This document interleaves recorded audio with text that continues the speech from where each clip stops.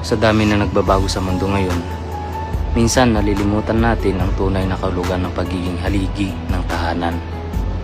Dati ang tingin ng marami na paglalaba at gawaing bahay ay para lang sa mga misis. Pero sa panahon ngayon, ang pagmamahal ay hindi lamang nasusukat sa pera na inuuwi natin. Ang paghawak ng sabon at pagkusot ng damit ay hindi nakakababa ng pagkalalaki. Sa katunayan, dito mas nasusukat ang iyong karakter, ang pagiging katuwang sa hirap at ginawa. Kapag tinutulungan natin ang ating mga asawa, hindi natin sila tinutulungan lang dahil obligasyon nila.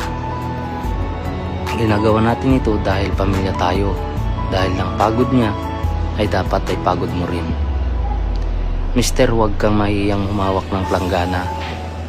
Mas gwapo ang lalaki. King, marunong magpalaga sa pahingaan ng kanyang asawa. Tandaan mo, ang tunay na lalaki hindi lang nagbibigay ng proteksyon, nagbibigay din ng katuwang ng mga kamay sa kanyang misis.